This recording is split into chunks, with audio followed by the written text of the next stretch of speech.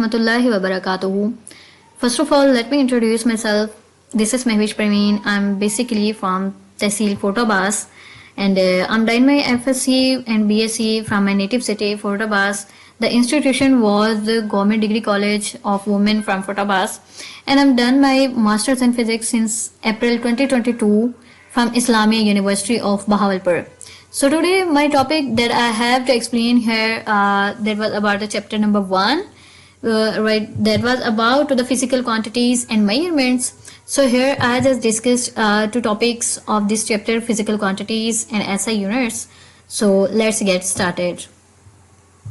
Number 1 हम ये देख लेते हैं कि हमारे पास फिजिक्स है क्या. बेसिकली हमारे पास फिजिक्स है क्या, तो हम कहते हैं कि फिजिक्स बाय डेफिनेशन हम ये कहते हैं कि मैटर और एनर्जी में ना फिजिक्स जो है वो एक साइंस की ब्रांच है जो कि हमारे पास इनमें एक्सप्लेन करती है किसको, मैटर और एनर्जी को हमारे पास एक्सप्लेन करती है, राइट. इनके each and everything properties, interactions और इन सबको हमारे पास ये एक्सप्लेन करती है. ये हमारे पास क्या है, फिजिक्स है.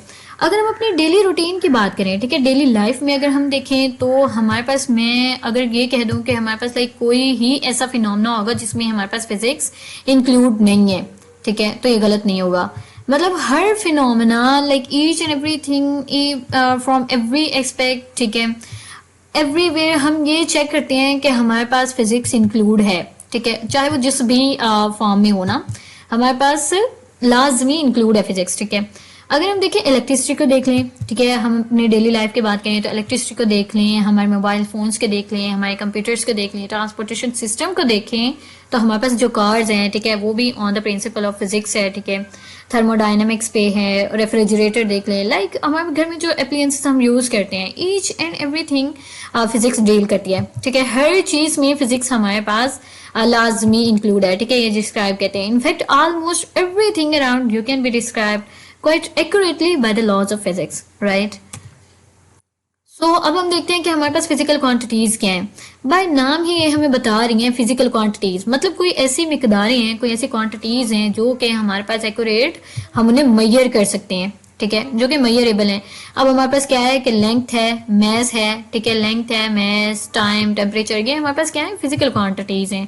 इनके लिए हमारे पास कोई भी ऐसे स्पेसिफिक इंस्ट्रूमेंट्स हैं, स्केल्स हैं, जिनकी बेस पे हम इन्हें मेजर कर सकते हैं एक्यूरेटली, ठीक है. इन्हीं हम फिजिकल क्वांटिटीज को आगे कैटेगराइज कर देते हैं, 2 कैटेगरी में डिवाइड कर देते हैं.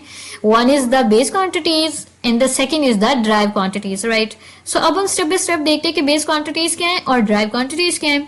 तो बेस क्वांटिटीज हमारे पास, जैसे कि वो नाम से ही बता रहा है, ठीक है, कि हमारे पास बेस है. नेक्स्ट जो भी हमारे पास क्वांटिटीज होंगी ना, ठीक है, उनकी हमारे पास क्या है, बेस है. ये बेस क्वांटिटीज फाउंडेशन है ये किसी भी दूसरी आने वाली क्वांटिटीज की, राइट. तो अब अगर हम देखें हमारे पास ड्राइव क्वांटिटीज क्या है, तो ये नाम से ही बता रहा है कि ड्राइव की हुई है, किसी बिना दूसरे क्वांटिटीज से हमारे पास ड्राइव की हुई है, अखज की हुई है, ठीक है. अब हम ड्राइव क्वांटिटीज वो कहते हैं कि कोई ऐसी फिजिकल क्वांटिटीज हैं जो कि हमारे पास ड्राइव की जाती हैं, किससे, बेस क्वांटिटीज से हमारे पास ड्राइव की जाती हैं, राइट. अब हम देखते हैं कि ऐसे यूनिट्स क्या हैं. ऐसे यूनिट 1960 में 11th जनरल एक कॉन्फ्रेंस हुई थी पेरिस में. उसमें ये उन्होंने कहा कि world wide system of measurements, ठीक है, मतलब बहुत बड़े बड़े जो यूनिट्स थे जिसे हम लिखते हैं भाई हमारे पास, मतलब अब ये है 1 0 0 0, 10 0 लगा लें, 11 लगा लें, 12 लगा लें, जितने मतलब अप टू 100 ना हम लगाएं, ठीक है. इनको वो कहते हैं कि हमारे पास ऐसे तो बहुत मुश्किल है, हम इसके लिए कोई ऐसा मतलब यूनिट्स हम इसके लिए इंट्रोड्यूस करवा देते हैं जो हमें इन्हें पढ़ने में आसानी हो, ठीक है.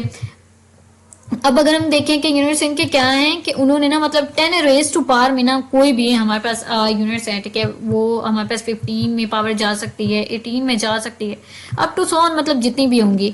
अब हम कहते हैं बेस यूनिट्स और ड्राइव यूनिट्स. बेस यूनिट्स क्या है और ड्राइव यूनिट्स क्या है, तो हम कहते हैं बेस क्वांटिटीज को हमारे पास जो एक्सप्लेन करते हैं उन्हें हम बेस यूनिट्स कहते हैं, और जो हमारे पास ड्राइव यूनिट्स को एक्सप्लेन करते हैं उन्हें हम ड्राइव यूनिट्स कहते हैं. अब हमारे पास ये कुछ यूनिट्स हैं. बेस यूनिट्स एक्चुअली 7 टाइप्स के हैं, ठीक है, 7 है. ये सेकंड है, ये हमारे पास किसके लिए, टाइम के लिए होता है, ठीक है. ये हमारे पास क्या है, किलोग्राम है. ये हमारे पास किसके लिए होता है, मैस के लिए होता है, ठीक है। और ये हमारे पास क्या है, मोल है, अमाउंट ऑफ सब्सटेंस के लिए हम मोल यूज करते हैं। ये हमारे पास कैंडिला क्या है, इंटेंसिटी ऑफ लाइट के लिए यूज करते हैं। केल्विन क्या है, ये के है, केल्विन है, ठीक है। ये हमारे पास टेम्परेचर के, ये हमारे पास एम्पेयर है जो कि हमारे पास करंट के लिए यूज होता है। ये हमारे पास एम है, मतलब मैस है, ये हमारे पास किसके लिए यूज होता है, किसी भी वेट के लिए, ठीक है, किलोग्राम के लिए, लाइक मैस के लिए हम ना इसे यूज करते हैं। ये हमारे पास स्पेसिफिक इन्होंने यूनिट दे दी कि बेस क्वांटिटीज को हम इन्हीं से ही रिप्रेजेंट करेंगे। नेक्स्ट अगर हम देखें ड्राइव यूनिट्स, ड्राइव क्वांटिटीज चूंकि बहुत सारी हैं, उनके ड्राइव यूनिट्स भी बहुत सारे हैं। यहाँ मैंने कुछ लिखे हैं।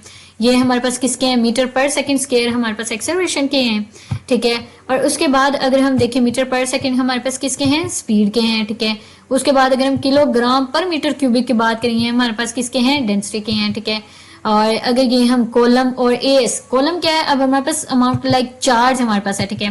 क्या है हमारे पास, चार्ज है ना, उसे हम कोलम सी, ठीक है, उससे हम इसे एक्सप्लेन करते हैं। और कॉलम जो है उसे एस में भी हम रिप्रेजेंट कर सकते हैं। सिमिलरली विद दिस के पास्कल और न्यूटन मीटर पर स्क्वायर किसके हैं, प्रेशर के, ठीक है। हम पास्कल भी लिख सकते हैं, न्यूटन मीटर पर सेकंड स्क्वायर भी लिख सकते हैं, ठीक है।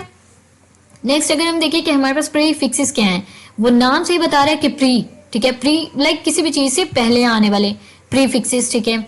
अब हमारे पास कुछ ऐसे ये प्रीफिक्सेस हैं, ठीक है, जो कि हमारे पास ऐसे यूनिट से पहले इन्हें इंट्रोड्यूस किया जाता है, पहले लिखा जाता है, ठीक है। अब फॉर एग्जांपल हमारे पास ये क्या है जी, किलो है, मेगा है, गीगा है, मिली है, ये सारे के सारे क्या है हमारे पास प्रीफिक्सेस हैं, ठीक है। इनमें ये है कि हम इन्हें मल्टीपल और सब मल्टीपल ऐसे यूनिट्स के मल्टीपल और सब मल्टीपल दोनों में लिख सकते हैं, ठीक है। अब अगर मैं कहूँ कि फॉर एग्जांपल हमारे पास ना कोई भी लाइक चीज है, ठीक है, जो कि लाई कर रही है 5 -6 में, ठीक है, 10⁻⁻6 में हमारे पास लाई कर रही है, ठीक है। कोई भी चीज है जिसका मैस हमारे पास क्या है जी, 5 10⁻6 kg में है। अब इन शॉर्ट हम इन्हें अगर प्रीफिक्सेस के फॉर्म में लिखना चाहे तो हम क्या करते हैं कि हमारे पास 10⁻6 के लिए उन्होंने एक प्रीफिक्सेस इंट्रोड्यूस करवा दिया, that is equal to micro, ठीक है। ये हमारे पास 10⁻6 की जगह पे रिप्लेस हो जाएगा माइक्रो, ठीक है। इस तरह से हम ना सो ओनी से यूज कर सकते हैं। ये हमारे पास बहुत सारे हैं, लाइक अपवर्ड, ये देखिए 10⁻18 होगा तो हमारे पास एक्सा लगाएंगे, अगर हालांकि -18 होगा तो हम ऑटो लगा देंगे, ठीक है। इस तरह से हमारे पास ये बहुत सारे इनके प्रीफिक्सेस हैं। So at the end thank you so much for your precious time. I hope so कि मेरी प्रेजेंटेशन अच्छी रही होगी। सो अल्लाह।